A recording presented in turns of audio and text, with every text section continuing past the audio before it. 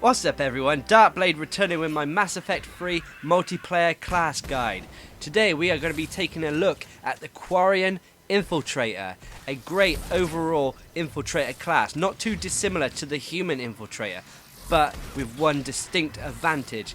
It is probably the best class to fight against geth.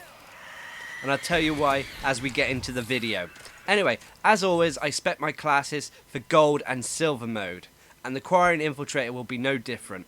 I spec out Tactical Cloak to the max. You can of course change Tactical Cloak to whatever suits your weaponry needs. For example, you can increase the sniper rifle damage, which I personally do, as I tend to use sniper rifles with all my infiltrators. But using guns such as a shotgun is also perfectly viable and sometimes beneficial depending on the level that you are playing. I put a few points into sticky grenades as well, as this gives the Quarian Infiltrator a secondary form of attack, a emergency move almost. These grenades can also be used to activate teammates' tech combos. You could potentially put more points into sticky grenades, but at the moment I can't see what you could really sacrifice, unless you aren't fighting geth, in which case you don't really need Sabotage.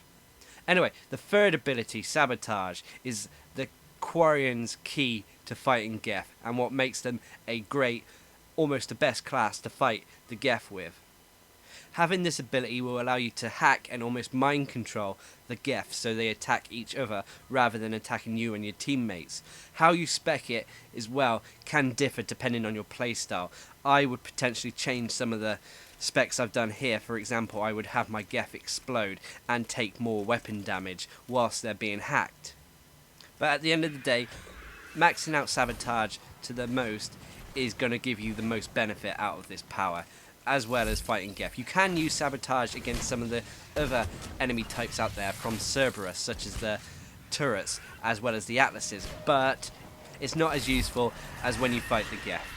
As for Quarian Defender and fitness, this is down to personal preference. I haven't maxed out full fitness here, as I feel thanks to Tactical Cloak I don't get hit as often as I do with other classes who don't have that ability to cloak themselves and get out of combat. As for weaponry, like I said, I go for sniper rifles and a nice lightweight submachine gun. But it's perfectly viable to go for a shotgun. A nice strong shotgun might even be better than a sniper rifle in the small enclosed levels that you can find in the multiplayer sometimes.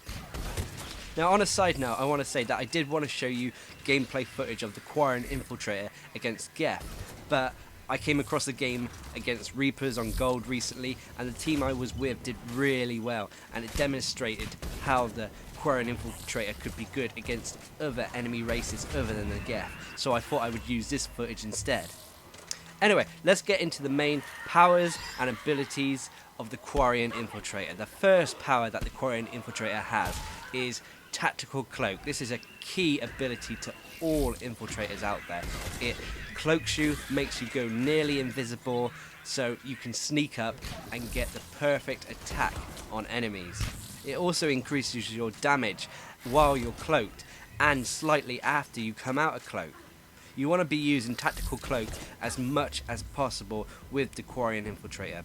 The Tactical Cloak also allows you to capture mission objectives easily without drawing too much attention to yourself. It also allows you to revive fallen teammates without fear of being attacked. You just have to be a bit careful that you don't come out of cloak mid-reviving someone, as then you will be attacked. Also, while you're cloaked, you are able to use other powers. This will obviously break you out of stealth, but thanks to the fact that the damage increase still lasts a little bit after coming out of cloak, it means you can use a power like Sabotage and then follow up with a good sniper shot or shotgun blast. Using sticky grenades in this way as well will help increase your damage. It's good general practice to use Tactical Cloak as much as possible, and don't fear about using other powers whilst you're cloaked, as the other powers' recharge times are cancelled out by the fact that you've just come out of cloaked, and the recharge timer will be now focused on your Tactical Cloak cooldown rather than the power you used whilst cloaked. The second ability the Quarian Infiltrator has are sticky grenades. These are a nice little source of damage output. Of course, they are grenades, so you are limited to how many you can have of them, but they are a nice way to give that little bit of extra damage, especially if you use them whilst cloaked, or if you wanted to use them to set off teammates' tech combos.